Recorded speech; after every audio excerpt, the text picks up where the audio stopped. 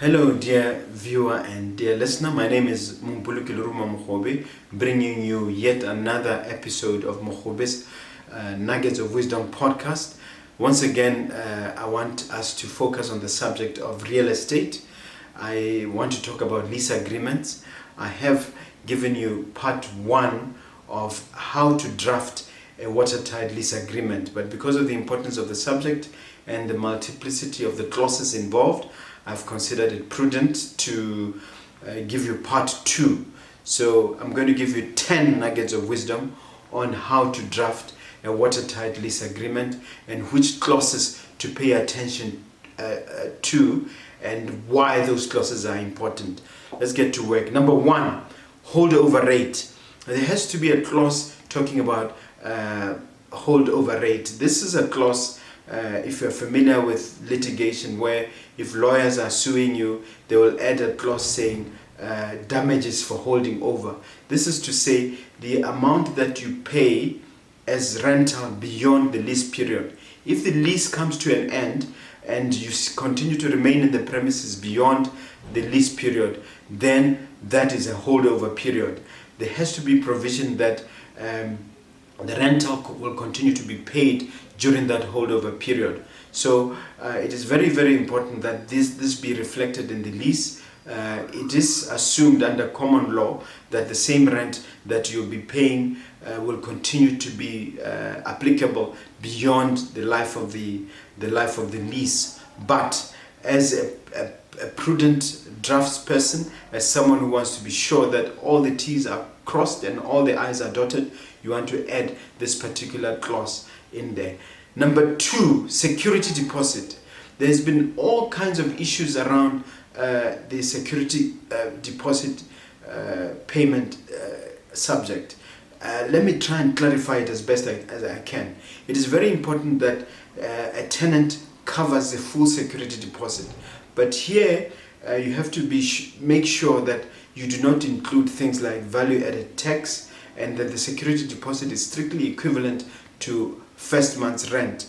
But where, of course, as a landlord, you have some doubts about the creditworthiness of the tenant, or you have issues about the tenant's ability to pay you in the long term, you may want to add that the security deposit be equivalent to more than 1 month. It could be for 2 months, could be for 3 months, or more, whatever is convenient for you and whatever agreement you can reach with the tenant. Number 3, entry of the landlord, or the right of access of the landlord. It is very crucial that we make provision for the landlord to come and make inspections from time to time, so that there's a clear guarantee for the landlord to have reasonable access. Reasonable access, obviously, with notice. The landlord has to be able to notify the tenant that on such and such a day I would like to come and do an inspection. And it is a lot of landlords sometimes neglect their properties and don't even inspect for 2-3 years, only to find at the end of the lease that the tenant has trashed the place and it is in a very sorry state. So I encourage my people at the office to find time to visit the premises at least once a month, if possible no longer than 2 months, to make sure that everything is in order. So the right of entry of the landlord and the right of access should be guaranteed and be provided for in the lease. Number 4, tenant parking. In this context of commercial leases, not enough attention is paid to the subject of tenants parking. It is important that you be pedantic, you be granular and detailed about it. 1, the number of parking spaces where there's more than one tenant involved is very important. Even if there's one tenant, you want to allocate the actual spaces that are available for the tenant. And then you want to also indicate the amount of parking, the payment for that parking. You have to make provision so that it's clear and it's beyond any doubt that so much has to be paid per month for parking, or it could be paid over a period of time, say 3 months at a time or 6 months at a time. The point is that it has to be agreed and it has to be spelled out in the lease. Number 5, the default clause. It is very important that you pay attention to the default clause. In other words, you must indicate that you would have the right to terminate the lease in the event that payment is not made within a certain time frame. Not only the question of payment, but also the question of any damages that may be occasioned to the premises, any harm that may be done, maybe to other tenants, may be ground for termination. You want to include there that if certain things happen, you have the right to terminate on notice, of course. And then there's also provision for the tenant to make good. In other words, you will warn him that I'm about to terminate unless you address 1, 2, 3, and 4. Number 6, subordination. What is subordination? This is a clause indicating that the lease is subordinate to the mortgage. The question of subordination is very important in advanced economies like the United States and the UK, where the lenders want to make it very, very clear that the mortgage has precedence over the lease. In other words, the lease is subordinated to the mortgage. That is what that is about. That has to be spelled out in the agreement, especially where lending is involved and the property has been used as security in respect of that lending. Number 7, surrender of the premises. This relates to surrender of the premises at the end of the lease. You have to provide that the tenant cannot just dump the keys on your lap or leave them at your office with the receptionist. He or she must give adequate written and reasonable notice, and that must be spelled out in the lease agreement. It must allow enough time. That notice must allow enough time for inspection, for the preparation of reports, and for the preparation of quotations, and etc. This is very, very vital.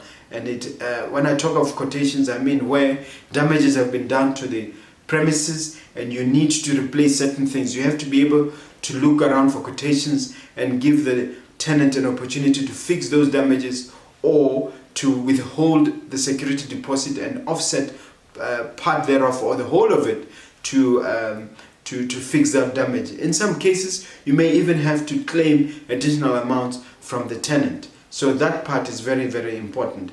Then condemnation. What am I talking about when I talk about a clause on condemnation?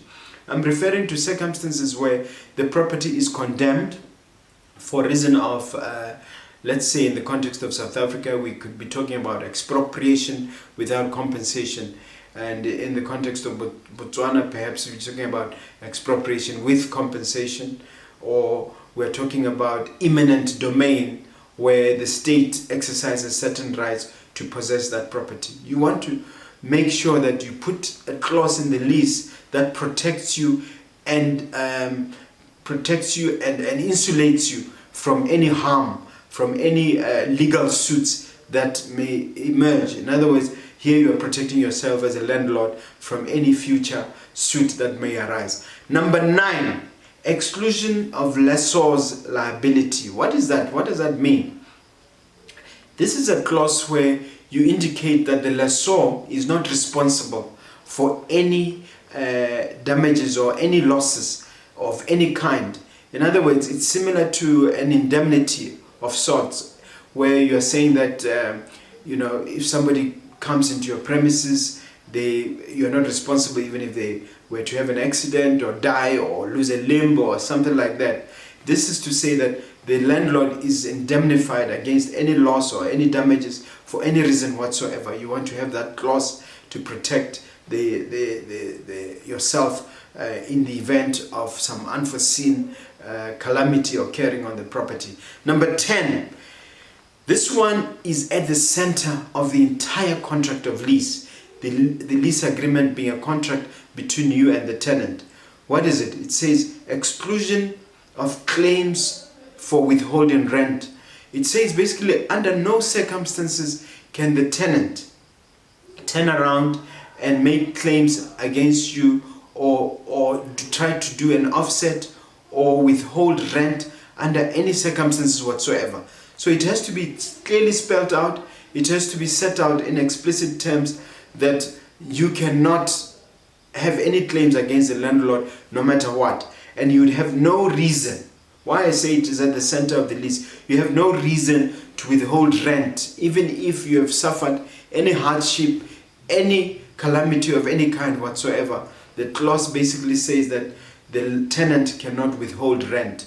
And this one is important for purpose of commerce, for purpose of capitalism itself, that the tenant cannot all of a sudden stop paying rent, and the landlord finds himself unable to pay the mortgage, unable to pay his employees, unable to cover rent or whatever else that business has to sustain to stay alive. As usual, dear listener, dear viewer, I'm going to throw at you a bonus, number 11.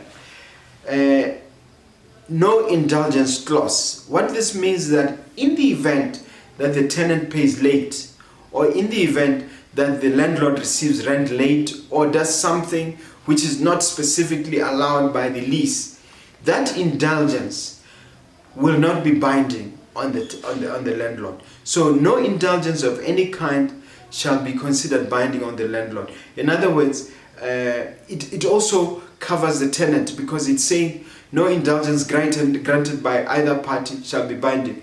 Say for instance, your tenant decides to pay earlier.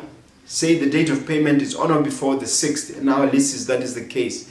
And the tenant decides to pay 6 months in advance for his own reasons. That decision by the tenant should not be construed as binding. So no indulgence clause covers both landlord and tenant. And it basically says the lease is sacrosanct. It is untouchable. It is more important than anything else. Thank you very much, dear listener and dear viewer. Those are the 10 nuggets of wisdom with the bonus on how to draft a watertight lease agreement. This is part 2. I've previously given you part 1. It was a privilege and honor to come to you once again. All I ask is that you subscribe to this channel, please, dear listener, and also like the content you've received. Thank you so much. Bye.